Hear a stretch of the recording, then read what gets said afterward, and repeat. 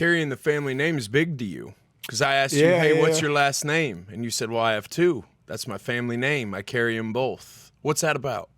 So, I mean, I just, for whatever reason, I was given my mom's maiden name as well. And That's very cool. That's a really cool concept. There's actually no other boys that have come that carry on that name either. So it's I don't know if I necessarily pass that because, you know, I'm the son of a daughter that carried the name. But I mean, if not, like there's no other boy that's carrying that name, and that's a strong name that, you know, my granddad who passed a year ago yesterday. Really? Man, my condolences, brother. But I'm sorry. No, you're good. Well, yeah, we just did an event for him last night, service and whatnot. But like, who carries on that name for him? So. I love it, man. That's some Braveheart shit right there, carrying the name. It's important, yeah. I agree.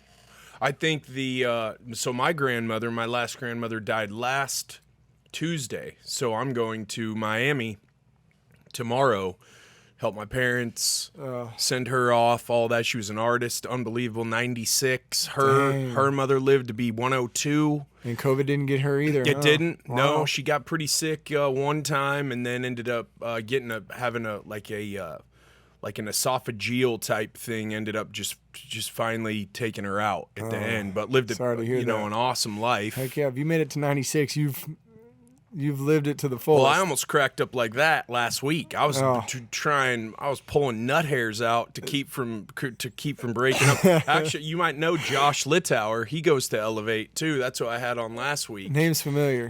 He was a big CrossFit guy. Now he's a financial planner. But you know, everyone says it's all about family, right? That's a pretty common trending thing for a lot of, which I agree. I like that. But I think that it's about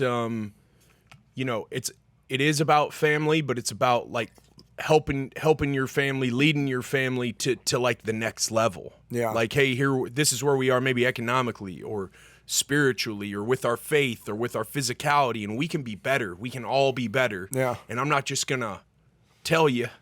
I'm gonna show you. Yeah. 'Cause telling, that's what everybody does, man. They'll all get up there and tell, and man, they sound awesome, and they make YouTube clips out of that shit and put a nice music bass under it, and that's great. It's easy Telling's to talk great.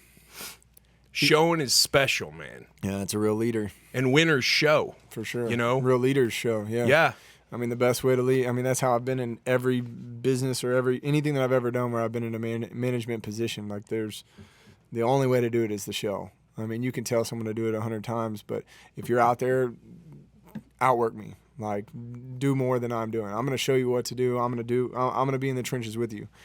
And I think that's super, super important because you can talk a big game, but if you're not doing it, then people aren't going to buy what you're selling. No, they're not. So, everybody can talk a big game. Yeah, a lot of people do.